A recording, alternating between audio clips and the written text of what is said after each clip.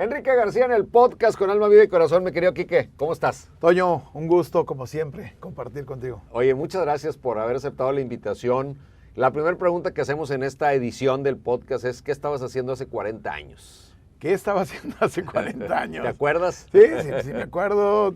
18 años, estudiaba ingeniería. ¿Tenemos la misma edad? Sí, ahorita lo estamos platicando Sí. fuera.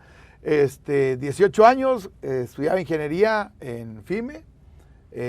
Jugaba fútbol americano en Tigres, en ese momento, en Tigres Blanco. Y la verdad, pues yo creo que tratando de definir qué era lo que querías realmente en tu vida, ¿no? O sea, como estudiante en ese momento pensaba que mi vida estaba encaminada hacia un trabajo, yo era ya de planta en Pemex, entonces sabía, estudiar ingeniería, voy a ir para allá, pero sin saber realmente lo que realmente querías hacer, que eran los deportes, ¿no? Cuéntame esa parte de Pemex y luego me dices cómo das el giro de las ingenierías y todo esto, caer en lo que estamos haciendo hoy y lo que haces desde hace muchos años. Pero a ver, ¿qué onda con Pemex? Bueno, mi papá era de planta en Pemex. Cuando se jubila mi papá, heredo la planta de mi papá en Pemex. Como empleado, en diferentes, mi planta estaba en perforación, en el equipo 2004, allá que está en Chihuahua, me acuerdo. Y empecé a trabajar desde los 15 años en Pemex. En Pemex tenías la ventaja que como estudiante podías sacar permisos y mantener tu planta y tenías la obligación de trabajar 90 días al año. Eso era y lo demás incluso te lo contaban como antigüedad, lo cual era una bendición. Claro. Entonces, trabajo prácticamente de los 15 años hasta los 25, 24 años en Pemex, y combinaba la escuela con lo que era Pemex. Me caso a los 20 años y termino en Pemex saliendo porque me mandan trabajar a Chihuahua constantemente, descansas 15 días, luego vas a plataformas marítimas y ahí ¿Cómo es la vida en una plataforma? No, es 21/7. 21 de trabajo o 21 de descanso. No, 21. Mira, yo respeto mucho a la gente que trabaja en las plataformas, pues es como un trabajo forzado. O sea, no hay. Sí, ¿Cuántos días seguidos estás? 21. 21 días. 21 días. Estás en la plataforma. Y 7 descanso. Las 24 horas porque no te puedes mover de ahí. Exactamente. Y luego descansas una semana. Exactamente. Y trabajas, obviamente, los turnos, ahí se van a acomodar turnos, pero terminas trabajando todo el día, porque no tienes más que hacer ahí, ¿no? Entonces, pero tienes las comodidades. Tienes todas las comodidades. En aquel entonces ya existían las parabólicas, entonces tenías oportunidad de repente de ver juegos, de tener ciertas condiciones y lo demás era ver películas y entretenerte, jugar dominó, jugar cartas, jugar lo que fuera dentro de lo que era la plataforma, ¿no? Es algo que no te gusta. Bueno, a mí no me gustaba. Pero tú llegas a todo este tema de la ingeniería por la situación familiar, como de aprovechar que tenías ese derecho. Que tenías ese derecho, ¿no? A lo mejor pude haber estudiado medicina, que era algo que sí me gustaba a lo mejor, pero tienes facilidad para los números y te hacen test en la escuela y tus tíos trabajan ahí, son los jefes de los departamentos, vas a entrar por ese lado. Tienes tu futuro asegurado. Tienes tu futuro asegurado, ¿no? Y a lo mejor si me hubiera acabado, yo ahí ya estuviera jubilado como mi cuñado y como mucha otra gente que conozco, y a lo mejor tendría una vida mucho más tranquila, ¿no? Pero bueno, al final decido no quedarme, vengo otra vez a Monterrey y termino enganchándome en lo que me gusta, que hizo toda mi vida, que son los deportes. A ver, pero yo estoy muy preocupado por la planta. ¿Qué pasó No, con la planta? renuncié. ¿Cómo? Renuncié a la planta. ¿Pero tenías la pepita de oro en las manos? Renuncio a la planta porque pues no era lo que me gustaba. Y ahí se pierde. Se pierde. O sea, le quitaste a la familia la continuidad de la planta. ¿Qué te dijeron? Pues de todo, ¿no? De todo, pero al final de cuentas era una decisión pues, prácticamente. No se la podías tú pasar a nadie, más que a un hijo. No. O sea, en el futuro. Sí, y había una situación ahí donde, a ver, hay un reajuste y también estás dentro del reajuste. Si la hubiera peleado a lo mejor por medio del sindicato, se hubiera podido dar, pero realmente yo no quería estar ahí en esa parte. Entonces, va una combinación de, ¿verdad? Entonces, no, liquídenme a mí, dejen esto. Aprovecho. Aprovecho, ahí vámonos, ¿sí? Entonces, esa es la parte donde dejas Pemex. Y empiezas ya casado, con 2 hijos. Habiendo estudiado una ingeniería. Empiezas a buscar qué jodidos vas a hacer, ¿verdad? Entras puse un restaurante, puse un negocio de fumigaciones, y luego ya viene la llamada de los deportes, ¿no? Que es algo que hice toda mi vida. Yo crecí con una cultura de mi papá, de ver box, de ver deportes, de ver en casa de mis abuelos, de ver el béisbol, de ver el fútbol americano. Mis tíos jugaron fútbol americano. Entonces, siempre muy metido dentro de lo que era el deporte, que era lo que realmente quería hacer, ¿no? Entonces, era, al final de cuentas, tu pasión y era, vaya, te llama. ¿Pero querías ser deportista? Quería ser ¿Cómo deportista? llegas a ser comentarista, conductor y demás? O sea, ¿cómo encuentras esta faceta? Quería ser deportista, esa es la primera, ¿verdad? Jugaba ¿Eras béisbol. bueno jugando americano? Llegué a jugar en Liga Mayor, era muy rápido, Toño. ¿Qué jugabas? En prepa jugué quarterback, jugué safety, en Tigres jugué linebacker. Pero era bastante rápido. Me había tocado participar en campeonatos nacionales en 100 metros, 2 ocasiones, uno representando a Tamaulipas, otro representando a Nuevo León. Entonces esa velocidad que tenía me daba para poder competir y jugar fútbol, soccer. Estoy en Fuerzas Básicas de Tigres. Me tocó cuando recién me vengo a vivir a Monterrey. Yo vine a vivir a Monterrey en el 78 porque mi papá en Pemex se viene a vivir para acá y yo hago la secundaria acá. Y en aquel entonces jugaba Fuerzas Básicas y entrabas a los partidos de Tigres a estar en la cancha de recogebalones. Me tocó el campeonato del 82 del equipo de Tigres y estar de recogebalones en esa época. Entonces te va llamando el juego, ¿no? Te va llamando la pasión por los deportes. Jugabas béisbol, jugabas todo lo que pudieras hacer. Todo encaminado a los deportes. Y de la mano, yo creo que la admiración a la gente que comentaba de deportes. ¿Sí? Porque esa era... viendo a Sonia Alarcón, viendo a Don Robert, viendo a Toño Ander en el box, viendo a Zarazúa en el tenis, los puedo identificar a todos completamente, desde Ángel Fernández. ¿Por qué? Pues porque era tu pasión ver deportes, ¿no? Y en aquel entonces teníamos la desventaja que hoy tienen, o la gran ventaja que hoy tienen, que los deportes en televisión eran segmentos muy cortos o televisión en vivo nada más narrada. Y párale contar, había pocos programas de deportes ahí en los 70, finales de los 70, principios de los 80, más o menos somos sí, de la misma camada. Por eso yo me acuerdo de Toño, cuando empieza Toño en televisión, pues porque había pocas ventanas y empezaba a conocer también a Toño Nelly, ¿no? Y te llamaba la atención, porque yo recuerdo que a mí siempre me han gustado los deportes, pero me gustaba más escuchar y ver y clavarme en los narradores, en los comentaristas, claro. En lo que hacían ellos. O sea, me gustaba el fútbol, pero me llamaba mucho la atención la parte del micrófono. Me gustaba, obvio, el jugarlo, pero igual, hay una admiración, ¿no? Por ejemplo, me encantaba ver a Sonia Alarcón y esa magia que él tenía para poder narrar cualquier cosa que le pudiera. Así ponías de repente en acción una carrera de cucarachas y Sonia Alarcón la narraba, güey. Y pasaban los caballos y el hipódromo de las Américas y lo hacía Sonia Alarcón. Y veías a Ángel Fernández con un estilo completamente diferente y la velocidad de Don Robert para narrar, o Roberto Guerrero en los Juegos del Atlas, o ibas viendo diferentes formas de hacerlo y vas creciendo con cierta admiración. Igual, tuve la fortuna de ver en Estados Unidos, porque veía la televisión americana al inicio de ese contacto con los deportes, y seguir el fútbol americano en Estados Unidos todos los fines de semana, o el béisbol, y ibas creciendo con esa magia de admirar a la gente que te explicaba el juego.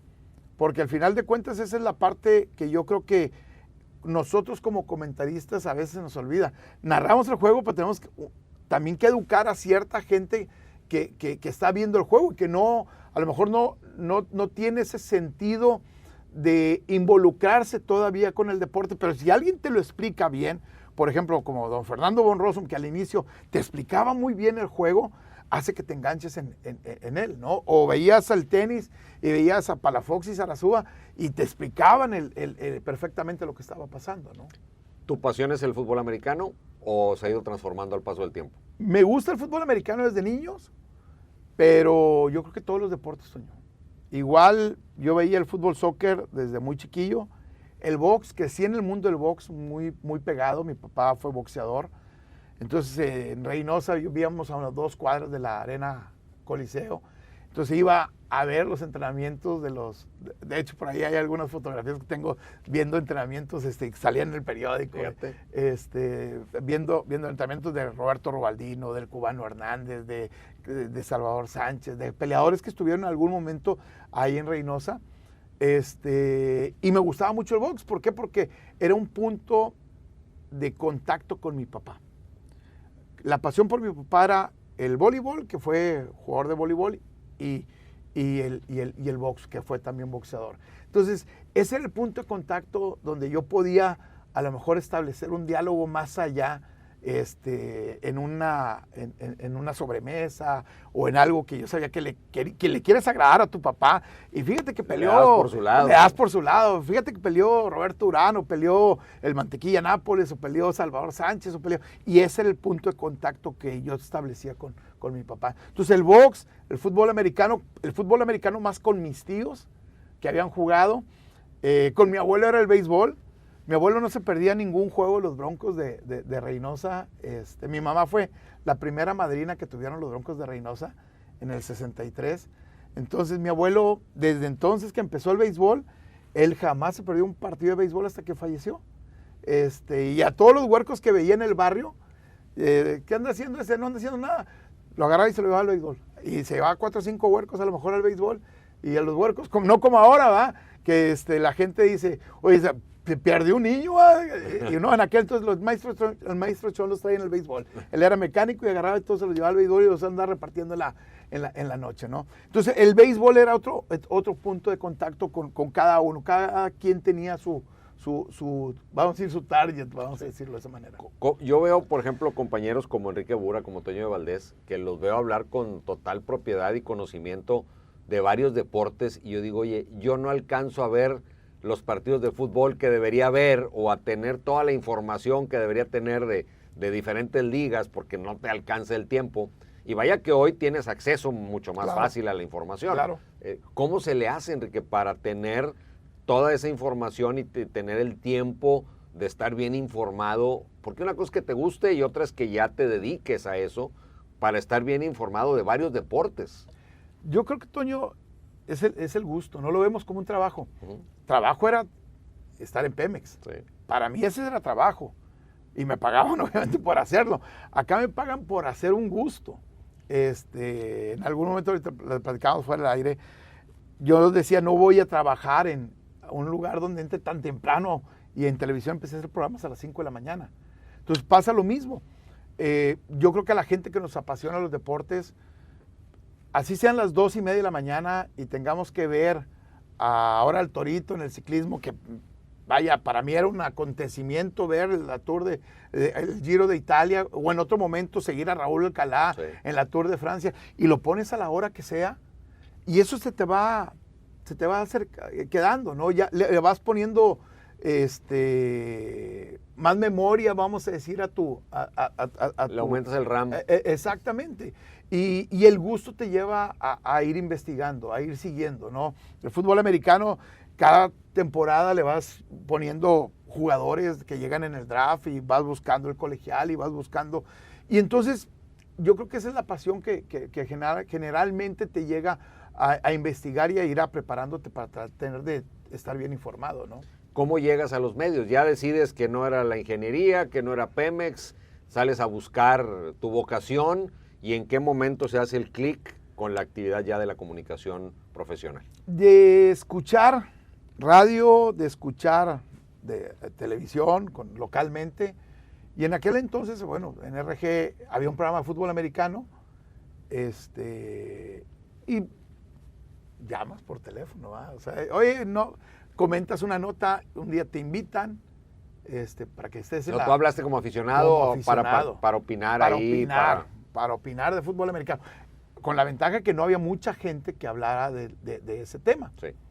Entonces, me acuerdo mucho, en ese entonces estaba Alfredo Camacho en Leu, que era el que llevaba la sección de los programas de fútbol americano, y hablo por teléfono, hacemos un clic ahí en la plática, y empezamos a tener cierta relación. Se va Alfredo Camacho, queda Fito Padilla, y le seguí platicando con Fito Padilla, hasta que un día te dicen, ven vente a la cabina. Vente a la cabina y participa, ¿no? ¿Y qué hacías tú en ese tiempo? ¿De qué vivías? Tenía un restaurante. Okay. Tenía un restaurante, no me dedicaba a esto, era más un hobby. Y de escuchar, como a lo mejor muchos hoy escuchan. Pero no estabas buscando la oportunidad. No estaba buscando la oportunidad en los medios. La verdad, yo no estaba buscando la oportunidad en los medios. Me encantaba, sí. Nunca pensé en ese momento ni siquiera dedicarme a esto. Sí tenía la vocación y yo creo que la cultura de ver todos los deportes. Se da la oportunidad y después empiezas a programarte. Oye, me gusta, pero no creo que vaya a poder tener la oportunidad de quedarme. Un día me invitan a la cabina.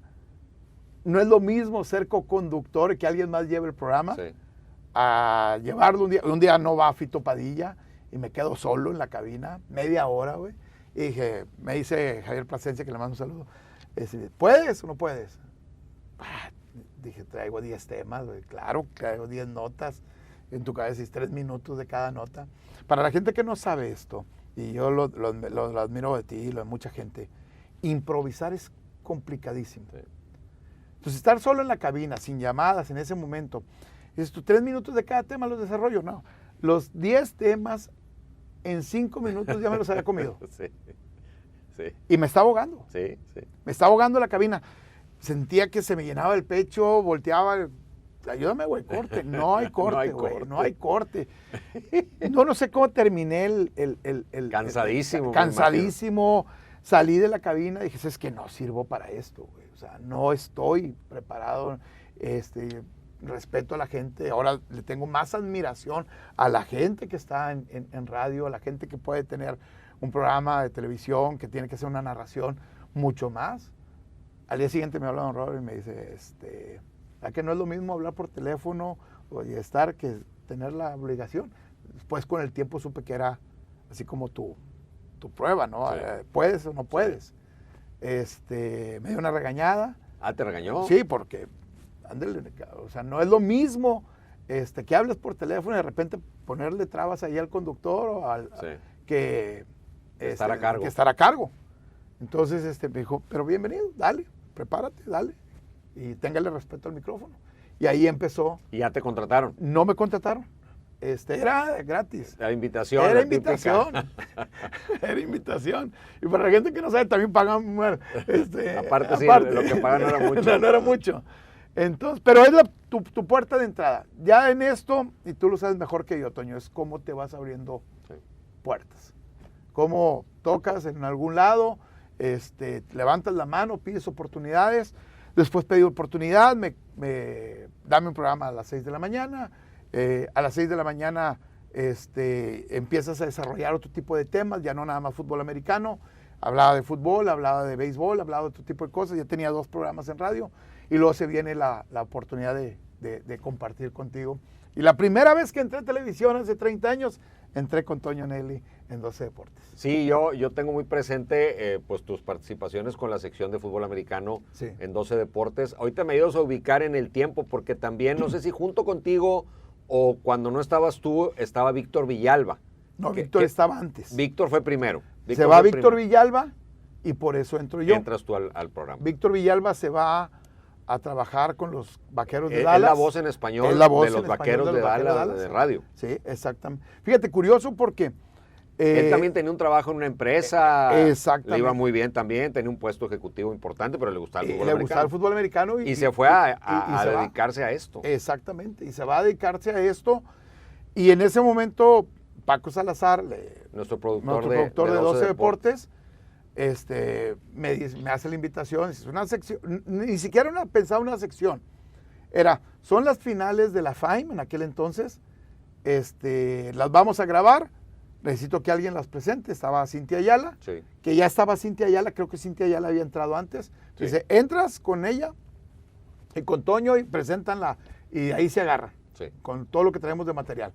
Va, y esa fue mi entrada. Y después, la siguiente semana fueron las finales, transmitimos las finales, y después ya se quedó ahí como una sección porque estaban arrancando una liga profesional en aquel entonces de fútbol Sí. americano con los cerveceros. Sí. Se quedó la sección y ahí fue rodando la piedra, ¿no? Un poquito más de tiempos y empecé a participar ya consistentemente en 12 deportes y empezó a generar un poquito más de oportunidad. Ya se abre después los noticieros, las secciones de noticias y ahí ya es el despegue, ¿no? Sí, una época, ¿qué te acuerdas de esa época? Más allá de los datos, ¿cómo éramos en esa época, Enrique?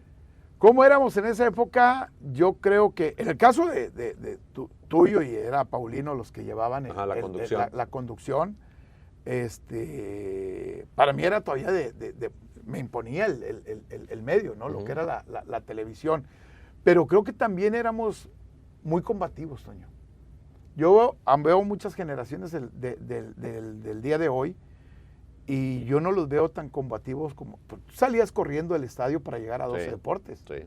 Y ver la edición y ver todo lo que tenías en un momento. Además, de prepararte para lo que era la narración que llevabas en ese momento en radio, ¿no? Entonces, yo creo que era mucho más combativo el medio, que además era muy celoso porque yo en mi cabeza reflexionaba, hay muy pocos puestos. Estabas tú con programa deportivo, estaba Don Robert, y ya. Párale contar. No sé si Memo Martínez en La Peña o... Creo que ya, sí. Memo estuvo 2 años y sí, luego entró Juan Manuel. Juan Manuel, y párale contar, no había programas deportivos en la ciudad en televisión. Sí. Y después creo que tuviste el Juego del Hombre también. Sí. Y empezaron a ver las secciones de deportes en los noticieros. Se abrieron los noticieros locales. Y cada vez más largos. Televisa lo tenía, Multimedios en ese momento no los tenía, y ni el 7 tampoco los tenía. Entonces tú volteabas y había 5 plazas en televisión de conductores. Y entre esos estabas tú, Don Robert, Memo o quien estuviera. Entonces era muy complicado y tenías que tener un compromiso y una obligación, una preparación, porque la gente veía televisión como principal medio.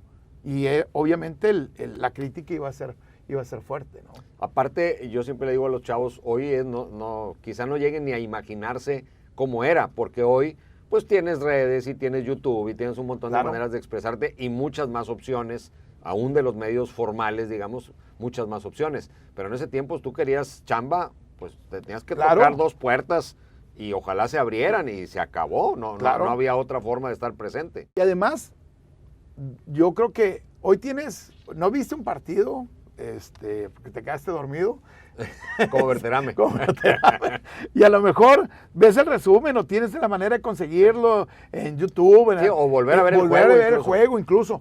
En aquel entonces no lo viste, se fregó. Sí.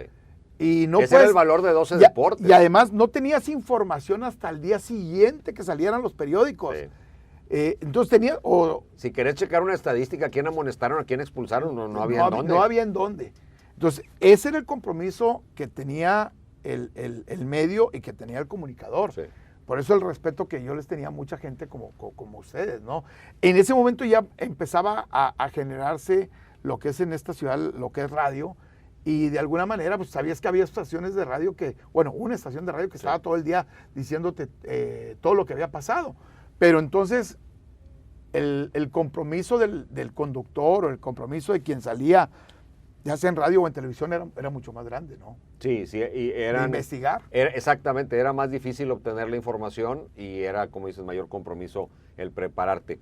Yo también lo que recuerdo, Enrique, es que en esa época, obviamente, hoy la tecnología te simplifica muchas cosas. Claro. Ahí está fulano allá con un celular que nos mande un reporte y ya estás. Sí. Pero en ese tiempo nosotros armábamos, en este caso con Paco Salazar, nuestro productor, armábamos los planes. Oye, o sea, el ir a otro estadio y salir hablando desde la puerta del estadio era todo un acontecimiento, sí, porque no era algo fácil, técnicamente era costoso, era riesgoso, se caía la señal, no llegaba la microonda, pero me acuerdo que vivíamos y diseñábamos y armábamos y las coberturas, o sea, sí, nos involucrábamos al 100% en todo el proceso, no nada más en salir a cuadro. O sea, hoy yo voy a un partido, yo llego, me paro, me espero que me hagan así, hago mi parte, se acabó, y hay 200 personas haciendo todo lo demás. En aquel tiempo y localmente peor todavía, pues éramos los mismos que hacíamos todo.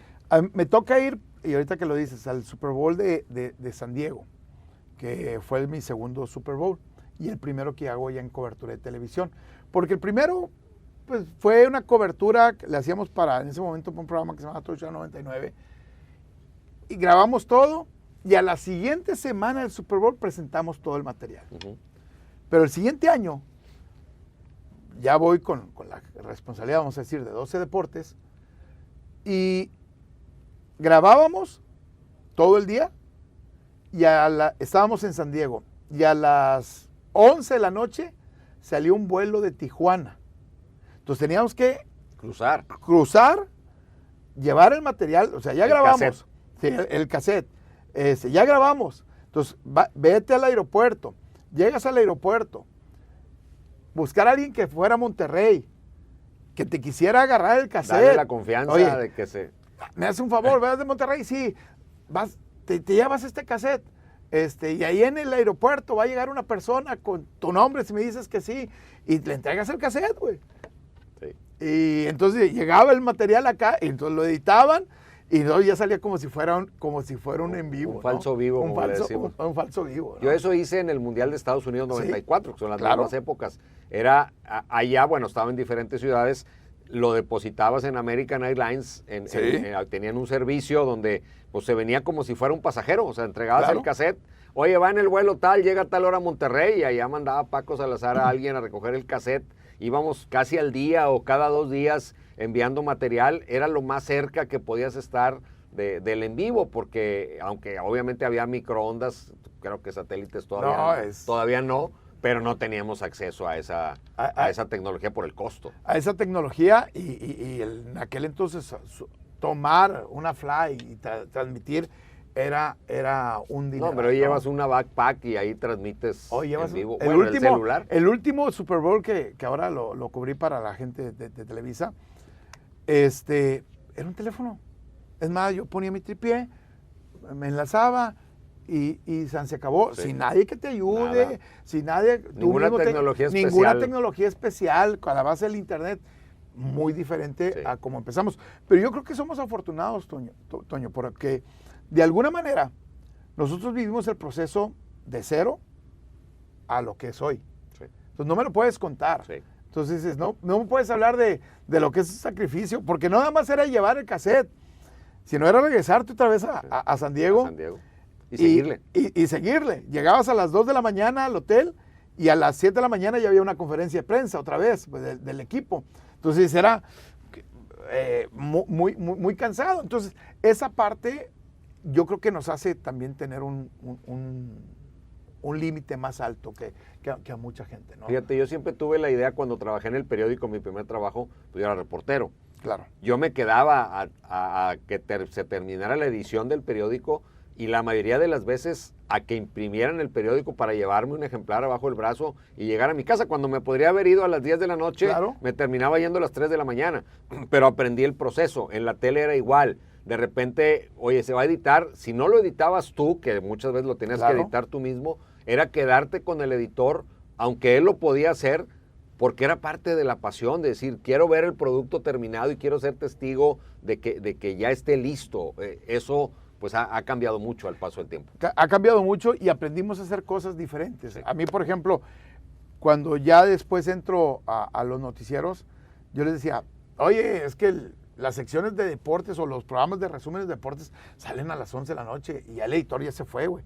Digo, déjame el cassette grabado, güey, y yo en la mañana llego y edito lo que yo creo que es importante y entrego el cassette a Master para que me lo corran y yo hago mi pauta. Sí. Entonces, todo ese tipo de cosas te van dando la oportunidad, obviamente, que el día de mañana... nadie te cuenta cómo es. Nadie te cuenta cómo es, Sí. exactamente. ¿Verdad? Entonces, eso te abre puertas también, Toño. Yo creo que venimos de una cultura también del sacrificio, que eso te va abriendo puertas al final de cuentas. No te asusta el trabajo, no te asusta una desvelada, no te asusta no tener horas de trabajo, no te asusta si entras a las 4 de la mañana o vas a tomar un vuelo a las 4 de la mañana o si te vas a regresar tarde, o no te asusta nada de eso. Entonces, eso creo que de alguna forma para mí le ha dado respeto a la profesión, respeto mucho a los compañeros, por eso de repente me siento hasta mal cuando veo a alguien que dice, se equivocó, güey. Güey, no sabes todo lo que trae detrás de, ¿verdad? Sí. O sea, detrás de hay a lo mejor llegó corriendo, no sabes todo lo que hay detrás de, ¿no? Sí, y sobre todo sabes que buscar el cómo sí, o sea, Claro. porque te enfrentabas a retos. Oye, vámonos a Ciudad Victoria porque Tigres está peleando el ascenso con una combi y allá nos van a prestar una microonda que ya estaba más accesible y pues rézale para que funcione y para que se conecte y si no, pues a improvisar. O sea, era estar enfrentando la parte técnica en paralelo con la parte que se veía a cuadro, con la parte del contenido. Claro. Entonces, eran retos muy grandes. Eran retos muy grandes y que la gente no los valora de repente porque el que Lo da por hecho. Lo da por hecho. El que está viendo televisión cree que es algo... Yo me acuerdo mucho de una anécdota, ahorita que decíamos que recién empezábamos, jugó una final Cerveceros contra Dinos en Saltillo y íbamos a transmitir como canal. Y de repente no se pudo hacer porque la microonda no pegó, cabrón. Sí, Y se acabó. Y me acuerdo que llamaban al canal y transmitieron en el 69 desde la luna y ustedes no pueden transmitir desde Saltillo. No sabes, güey, la bronca que es. Ahora acabo de estar en Saltillo el fin de semana pasado. Igual, termina el partido a las 12:30 de la noche, te regresas a la 1:30 de la mañana, estás llegando aquí a la ciudad de Monterrey y a las 7 de la mañana estás en radio. Sí. La gente no tiene por qué saberlo, ¿no? Al Sí. final de cuentas, si dormiste o no dormiste, qué fue lo que pasó, ¿no? Y tienes Sí. que tratar de estar en todas tus facultades porque no es sencillo. Hace rato que decías lo del radio, a mí me tocó muchas veces. Llegaba yo con mi hoja con un montón de temas y en 3 minutos te los chutabas. Te los todos. chutabas. Y ahora vuelvo a empezar o cómo le hago. O sea, son ese proceso que va uno pasando a medida que vas acumulando experiencia. Ahora, tú tienes tu etapa en multimedios, pero Sí. luego también tienes una etapa muy importante en TV Azteca, Sí. donde incluso pues innovaste, digamos, con conceptos que no se hacían en la ciudad. Cuéntame si quieres agregar algo de tu etapa en multimedios y cómo se da el paso y por qué se da el paso a TV Azteca. Tengo la oportunidad de que en ese momento Roberto Canales, que era el que Director era director de de TV Azteca. TV Azteca, escuchaba el programa de radio de 6 a 7 de la mañana. Todos los días, en el trayecto que él iba al canal, escuchaba, porque es un fan de los deportes, le mando un saludo. Y en algún momento, el único punto donde ganaba el noticiero de multimedios al de Azteca era Deportes y La Nota Roja, con Miguel Blanco. Se llevan a Miguel Blanco.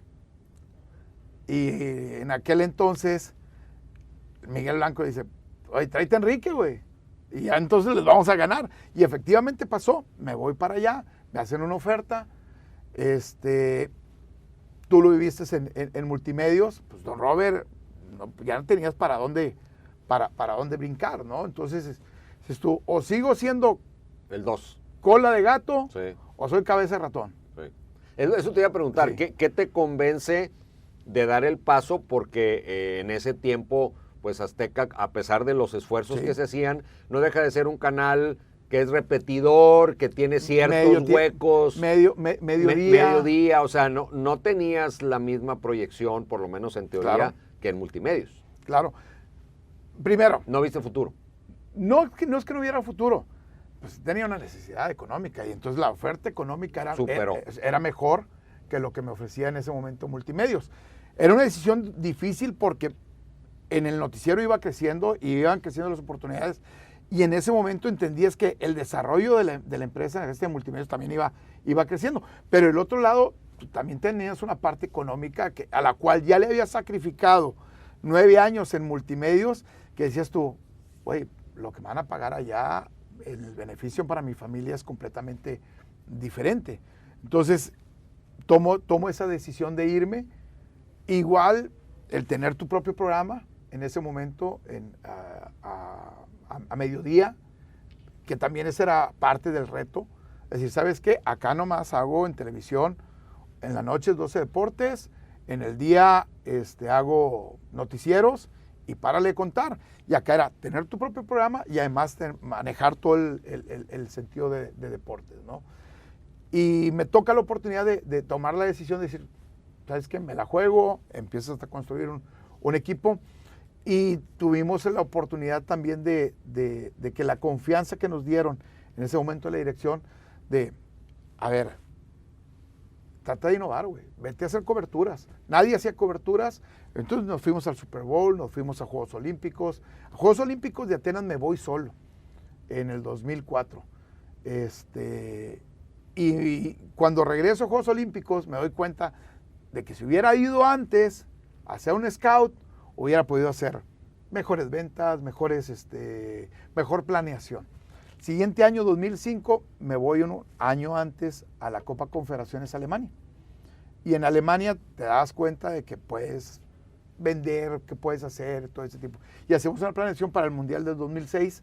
Y el 2006, vaya, hizo un récord de ventas en Azteca. Y eso te va abriendo ya la oportunidad. Además de tener el programa día a día, competir en ese momento con ustedes, que esa era la otra parte. Uh-huh. La asignación era, vamos a competirle a Televisa, vamos a competirle a Multimedios, y estábamos 3 programas en ese momento, sí, a las 2 de la tarde empalmados, ¿no? Sí. Y empiezas a rodearte de gente, me traje a Careca, me traje a Roberto Medina, luego al Diablo Núñez, y empiezas a coordinar un proceso completamente diferente. Y la otra era tratar de darle un sentido de pertenencia a algo que no existía en ese momento en Azteca. Entonces eso era un poquito la parte de tratar de innovar y tratar hacer algo diferente, en base sobre todo a buscar coberturas y hacer cosas que normalmente no lo hacías como local. ¿Cómo financiabas todo eso, Enrique? Porque dices, me fui un año antes para escautear, y no es como que la televisora te decía, mira, aquí está la maleta llena de dinero para que te vayas a escautear. O sea, también tenías tú que, lo supongo porque así nos pasó a muchos, tenías que encontrar los medios para ir. Sí. La primera vez que voy yo a Atenas, yo quería ir a Juegos Olímpicos. Ese era mi sueño, como narrador o como reportero, como todo es. Mi sueño es ir a unos Juegos Olímpicos. Yo crecí viendo Juegos Olímpicos y decía, un día voy a ir a Juegos Olímpicos, hacer una cobertura a Juegos Olímpicos, ya después. En Sydney no tuve la oportunidad de ir, ya estaba yo, y me quedé con ganas en ese momento de que podíamos haber ido como empresa, era atractivo, no se pudo. Me voy más por una venta de radio. Yo hablo en ese momento con la gente de ventas en Azteca, y la gente de ventas de Azteca dice, güey, ¿para qué vas tú si ya tenemos todo lo que hace México? ¿Qué necesidad tengo? Si ya todo me lo va a enviar la gente de México, la gente de José Ramón. O sea, ni modo que vayas a hacer algo mejor que lo que hacen ellos, claro, cabrón. ¿Sí? Está bien, no pasa nada. Vendo radio. Y en ese momento... ¿Dónde hacías radio? En Nasir. Uh-huh. Vendo radio, porque yo tenía un programa de radio que lo comercializaba yo. Voy con un patrocinador, le digo, oye, va la selección mexicana de fútbol a Juegos Olímpicos, va la femenil, va esto, te hago un paquete de cápsulas, 10 cápsulas diarias desde Atenas y me dijo, va, me desagrada. Se lo vendí, conseguí otros 2 clientes y llegué yo a Azteca y le digo en ese momento a Roberto Canales, vengo a pedirte permiso porque me voy a Juegos Olímpicos. Dijo, ¿lo vendimos? Y le digo, no, yo lo vendí para radio. Te mando lo que pueda enviarte desde allá. ¿Cómo que no lo vendimos? No. Y junta al equipo de ventas y dice, a ver, el señor vendió para radio y ellos no tienen derechos y nosotros tenemos derechos, y más o menos ahí se hace el pool. Entonces ya me fui más cobijado por 2 lados, pero me fui solo. Cuando llego allá, empezaba el internet a Eso te iba a preguntar, ¿cómo mandabas el material? Mandaba clips de 20 segundos, Toño. Entonces mandaba un clip de 20 segundos de video en un formato no 16:9, sino 4:3 y todavía reducido. Entonces, para que no perdiera la calidad, me ponían una doble caja. Ujú. Entonces, para hacer 1 minuto de enlace, tenía que mandar 3 mails de 20 segundos, en donde tenía que el editor pegarlos y luego encuadrarlos y que dijera Luis Pado, vamos a salvar a Enrique García. Yo desde aquí estamos, y metían en una doble caja para que no se viera el brinco. Ajá. Y hacíamos un truco. ¿Sí? Y entonces se dieron cuenta que se podían hacer. ¿Con qué te grababas? Porque no había celulares, o sí no, había, pero no. No, con una cámara Handycam, bajaba el video, lo cortaba, lo comprimías y lo mandabas por un mail. Al siguiente año, en Alemania, hacemos algo más similar, pero ya tenías oportunidad de no mandar 20 segundos, sino mandar 35 segundos, 30 segundos. Entonces ya un poquito, y ya la calidad era mucho mejor. Vas viendo el desarrollo, ¿no? Sí. Cuando fuimos a Alemania, en el 2006, un amigo me dice, oye, no lo subas por mail, güey. ¿Por qué no haces un FTP? Yo tenía una página que se llama Solo Deportes. Utiliza el FTP de Solo Como Deportes. Un WeTransfer, digamos. Como si fueras a subir tu material. Sí. Nomás que en lugar de subir tu material, que ellos abran el FTP y lo bajen de ahí como si yo lo fuera a subir. Sí. Entonces ya teníamos la oportunidad de mandar hasta 6 minutos, 7 minutos de video. Toda la diferencia. Entonces yo, para hacer un programa de media hora, mandaba 4 clips de 6 minutos, son 24, la gente no sabe, son 24 minutos más 6 de comercialización, sí. Sacabas el programa. Y entonces ahí cambiamos ya la manera, porque entonces ahí Venta se dio cuenta de que podía vender un patrocinio completo de un programa y hacíamos un previo de Juego de México y empezamos a hacer unas madrizas porque viajabas, grababas, envía, no dormías, pero al final de cuentas fueron descubriendo cómo ir haciendo más cosas. La bajada del material de cinta a digital, o sea, ¿sí? Hoy no conviertes nada. No conviertes nada, pero en aquel entonces era, ingéstalo, sí. Y luego súbelo, y luego bájalo, y que no se corte. Y luego transfórmalo. Y ¿no? Que no se corte el envío. Porque... En Alemania llegábamos a los cybercafés y llegábamos 6 o 7 y agarrábamos todas las máquinas y empezabas a subir un poquito de cada al otro. Fíjate, ¿qué es lo que tanto fue tan bueno el impacto que tuvimos que vino la gente de México, de Azteca, y nos dice, a ver, ¿cómo están haciendo para sus envíos? Porque yo pago una fly que me cuesta un chingo de dinero y ustedes están haciendo programas de media hora sin fly, sin nada, güey. Desde un cibercafé. Desde un cibercafé. Entonces, ya les explicamos, mira, se hace de esta manera, Bueno, adiós a los envíos en aquel entonces de Fly para ellos también, y empezaron a comprar sus laptops. O sea, ustedes fueron la referencia. Nosotros fuimos la referencia para ellos, para cambiar todos los envíos que ¿Y eso te lo sugirió el área de ingeniería o sistemas o fue tuyo? No, eso fue un amigo, el que me hacía la página de Solo Deporte en aquel entonces, bueno, Luciel, que fue el que me dijo, hazlo por este lado, güey. O sea, yo te aseguro que va a jalar.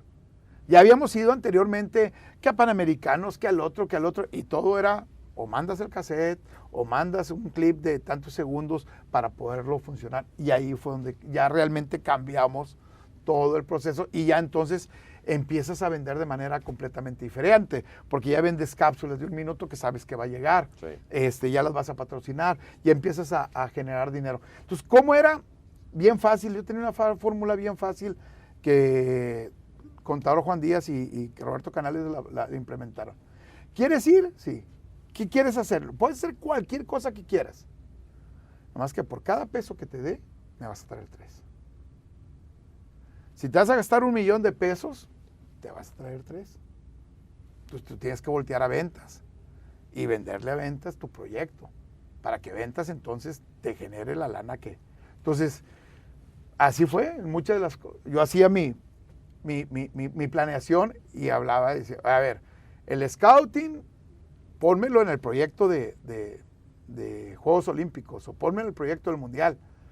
Porque si voy a vender el scouting, pues no me lo vas a comprar nadie. Claro.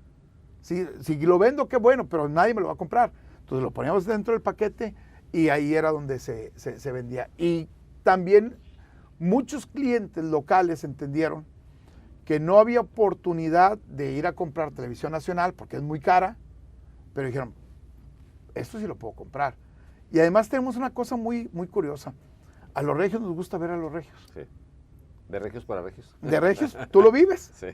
Entonces íbamos nosotros a, no sé, a Sudáfrica y buscábamos a los regios. Íbamos al Mundial de Alemania y búscate a los regios. Sí. Y esa te da un mercado completamente diferente para marcas, para rating, para todo ese tipo de cosas. Entonces entendimos más o menos el mercado y creo que funcionó bastante bien. Y lo hemos dejado de hacer, ¿no? Lo hemos dejado de hacer. Porque dices, tengo esa cobertura nacional, tengo un montón de cosas, pero Exacto. no tiene el mismo sabor. No tiene Sobre el mismo... todo en una ciudad como esta. Que es tan regionalista. Sí. ¿Sí? Entonces, normalmente, yo lo sigo diciendo, o sea, el regio le gusta entender su mercado, se siente orgulloso de lo que es, y de alguna manera vas al Super Bowl y búscate a la gente de los regios, búscate el que trae la camiseta de Tigres y Rayados, porque lo has vivido en el Mundial. Sí. A mí mucha gente me dice, oye, güey, los regios están locos. ¿Por qué?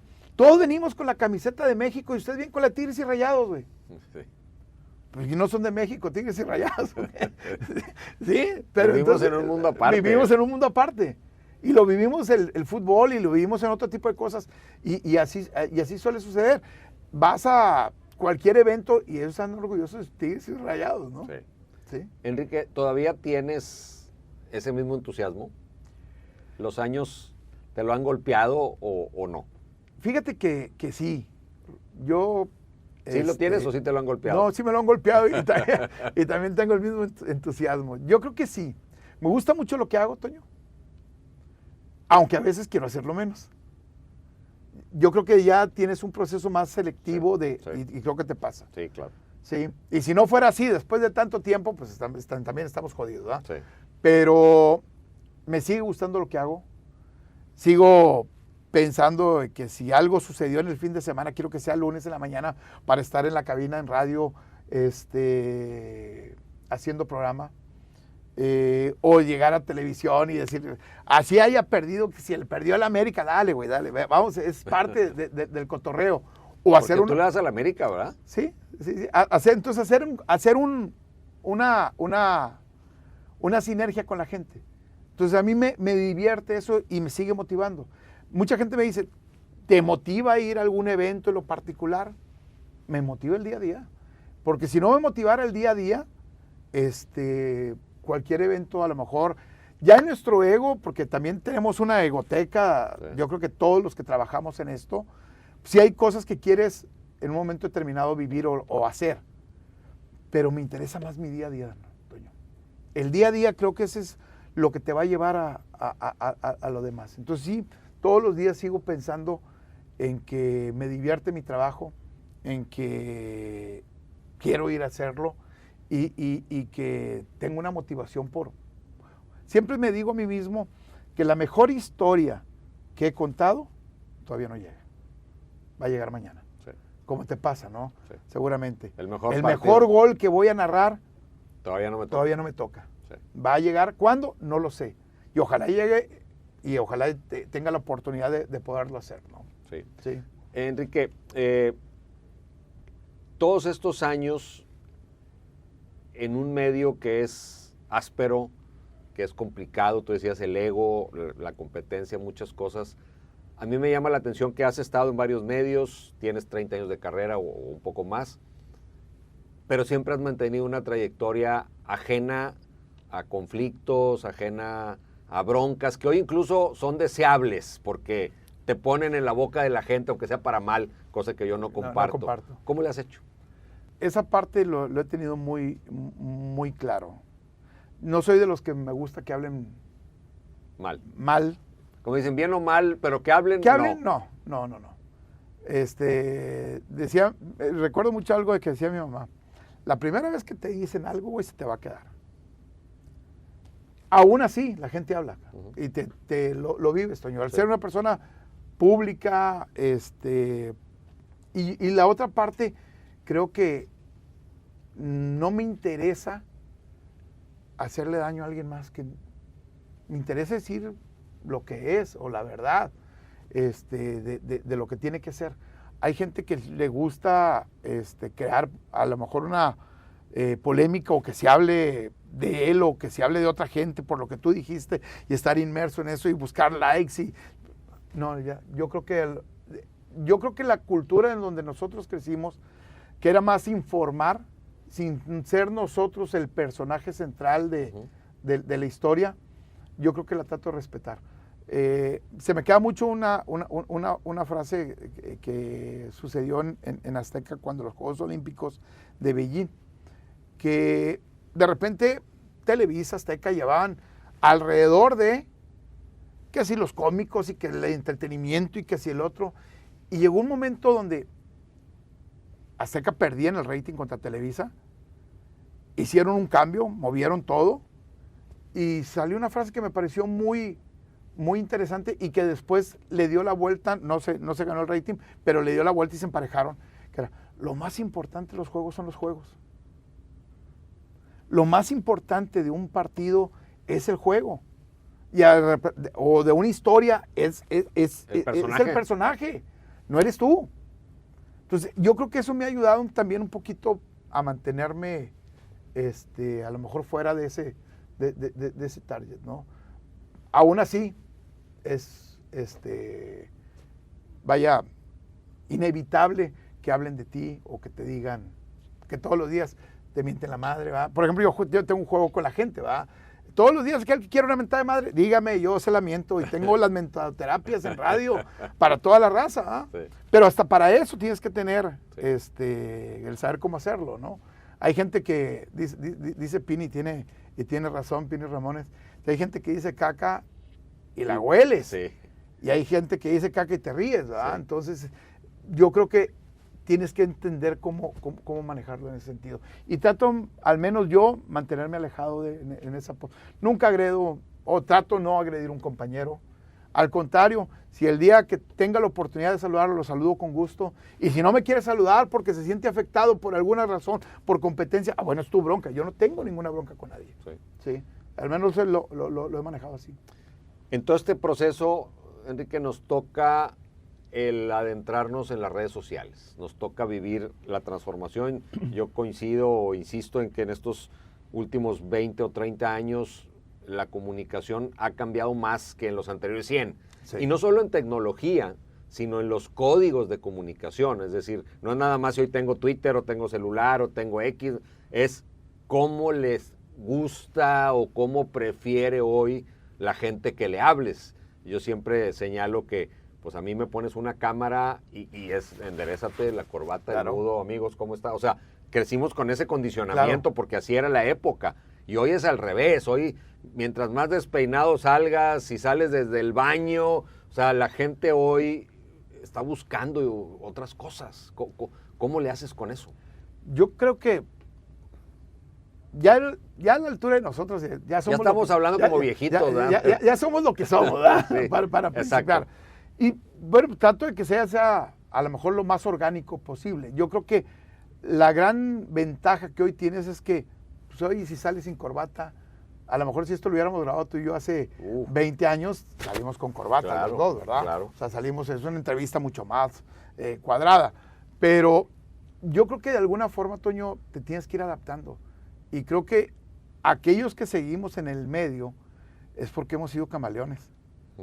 Nos hemos ido mimetizando a lo que se necesita, en el lenguaje, en la forma de expresar, en el entendimiento del medio, en abrir puertas para otro tipo de cosas. A lo mejor nos equivocamos, porque a lo mejor tú como yo, en algún momento decíamos, somos tan leales a nuestras empresas, que a lo mejor lo que hagamos en redes tiene que ser para la empresa, porque es la que me paga, y a lo mejor perdimos, al menos yo, perdí tiempo en las redes por trabajar a favor de la empresa, ¿va? Y entendiendo que hay cosas que tendrías que haber hecho para ti.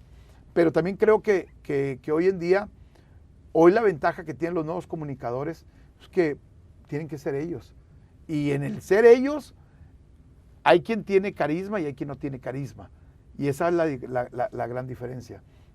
Hoy ya es más un tema de carisma que incluso de información, porque hay mucha gente que te dice puras babosadas, con todo el respeto para las babosadas, ¿sí? Pero las dice, y a la gente le agrada, gracia. las dice con gracia, ¿va? Y eso le vale, ¿no? Hoy está, pues, menospreciada la credibilidad, es decir, hoy cada vez importa menos ser confiable, la gente se le olvida, premia más la barbaridad, aunque no sea cierta, y en 24 horas ya no se acuerda de ella. En redes sí. En redes sí.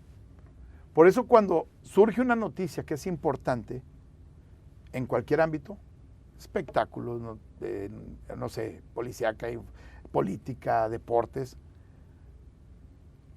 el que busca la información trata de validarla con un medio establecido. Si no trae un medio establecido detrás son pocos los influencers que tienen esa credibilidad. Y aquellos que se la ganan la credibilidad, obviamente son los que les va mejor. No es un tema nada más de cómo lo dices o de carisma, sino también de credibilidad. La credibilidad siempre va a vender. Yo creo que eso es lo único que va a marcar la diferencia al final de cuentas entre el que es bueno y es malo. Porque al final te vas a cansar. Pues me lo dijiste muy gracioso, muy todo lo que tú quieras, pero en el tema de información, la credibilidad va a marcar la diferencia. Pero hay medios que se han basado en el escándalo, en la nota que yo sé que es mentira, pero la digo hoy y mañana te digo que siempre no, que ahora no. Es otra. O sea, ¿sí hay medios que se han sostenido así? Sí hay medios que se sostienen así también, pero también creo que... La gente se da cuenta de eso, Enrique. Sí se da cuenta la gente. O sea, me estás diciendo mentiras adrede para que te voltee a ver. O sea, sí. Sí se da cuenta la gente. Sí se da cuenta. El problema, ¿sabes cuál es el problema, Toño?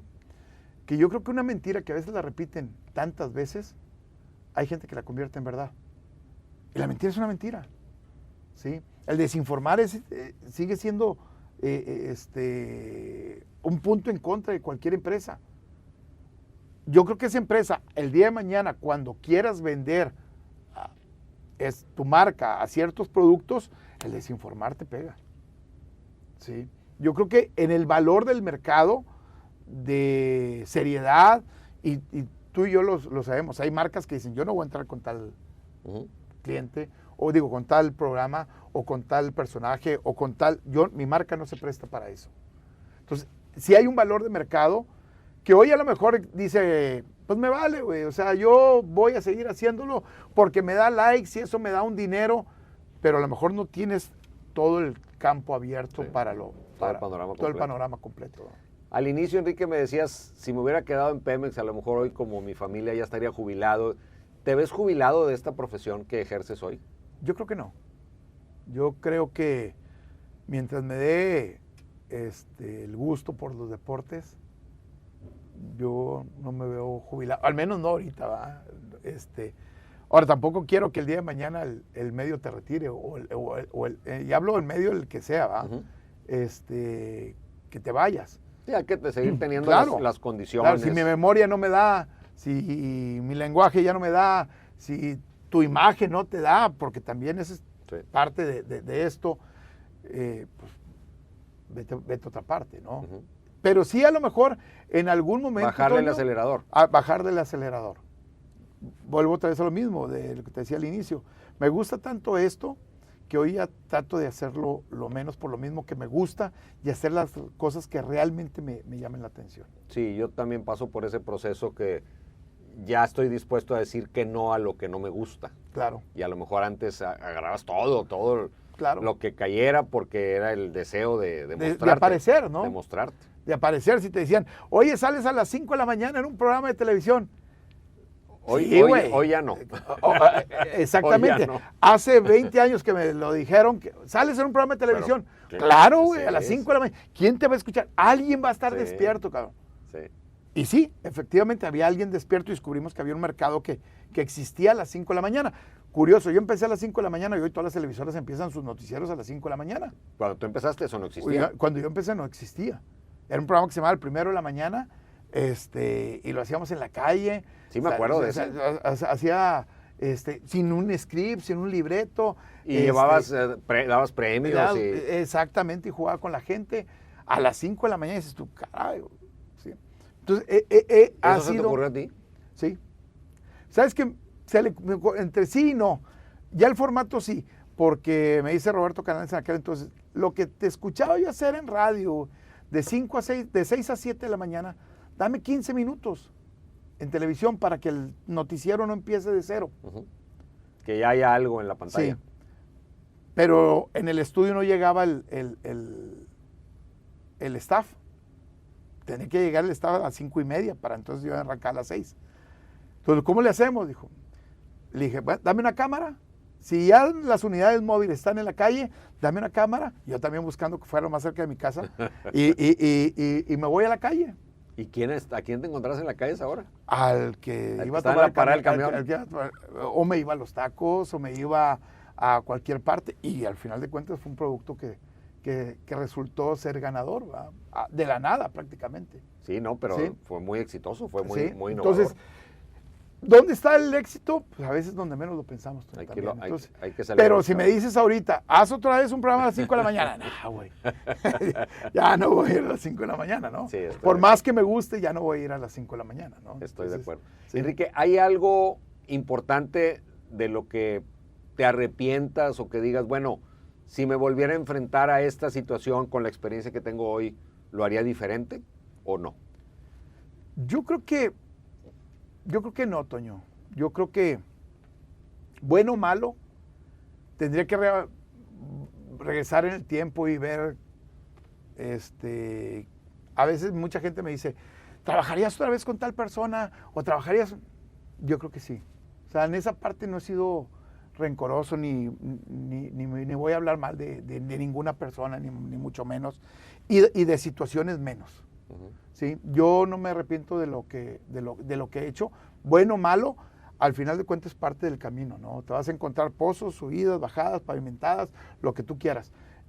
Pero no creo haberme arrepentido. Mucha gente me dice, ¿qué hubiera pasado si te hubieras quedado en multimedia? No lo sé, güey. ¿Qué hubiera pasado si hubieras hecho eso? No lo sé. O sea, y tampoco me voy a preocupar por ver qué es lo que hubiera pasado, ¿no?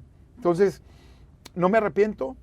Disfruto lo que ha pasado, lo valoro mucho, tener compañeros como tú, como tanta gente que he trabajado, maestros, porque al final de cuentas, por ejemplo, en el caso tuyo, yo decía, ay, cabrón, veo a Toño bien sereno, güey, y entraba yo y me aceleraba, güey, y decía yo, ¿cómo le hace, cabrón? O sea, todo este tipo de cosas. Pero hoy muy poco tiempo después de eso ya lo hacías tú también. Yo lo hacías también.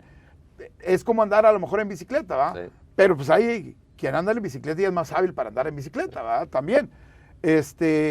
Pero disfruto el camino y disfruto mis compañeros, disfruto que si tengo problemas con alguien de repente, güey, yo a veces ni me entero, cabrón. Sí. Eso es lo más bonito. Eso es cuando los demás se pelean solos. Se pelean solos, güey. Oye, ¿qué fulano? No sé, güey. Y esa es su bronca, al final de cuentas, ¿no? Si tiene. ¿Qué te falta? ¿Qué me falta? Contar la mejor historia el día de mañana, Toño. Sí, me quedé con esa, me gustó esa reflexión. Sí. A veces uno está esperando algo concreto, pero pierdes la dimensión del día con día. Y hoy me dejas esa reflexión para tenerla más presente. Es decir, no es esperar que llegue el Mundial. Yo a veces me dice, oye, que no fuiste, que sí fuiste, que el partido que no te dieron. Claro, sí, me duele y quisiera y me hubiera gustado. Pero los otros 3 años y 11 meses que no hay Mundial, yo estoy haciendo lo que me gusta. Claro. Y no puedo dejar de disfrutar la mayor parte del tiempo por algo que solamente dura un mes. Aunque no deje yo de decir, me hubiera gustado ir o me hubiera gustado tener un partido que no tuve. Claro. Para mí ¿qué me falta? Siempre pienso que la mejor historia está por venir. Y te pongo un ejemplo, ¿no? Hace 15 días nadie pensábamos que iba a pasarlo de Isaac del Toro sí. en el ciclismo, ¿no? Uh-huh. O nunca sabes dónde vas a encontrar. Hay mucha gente que recuerda una crónica que hice una vez en radio de una historia de un juego de béisbol donde el papá es el manager del equipo y le toca ir a sacar a su hijo, que era el pitcher,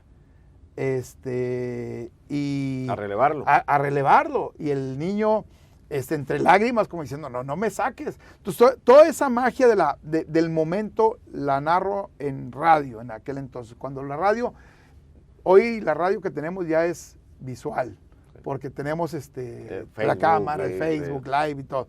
Pero en aquel entonces juegas con la imaginación de la gente. Sí. Y esa historia, mucha gente me dice, yo me acuerdo cuando narraste esa historia.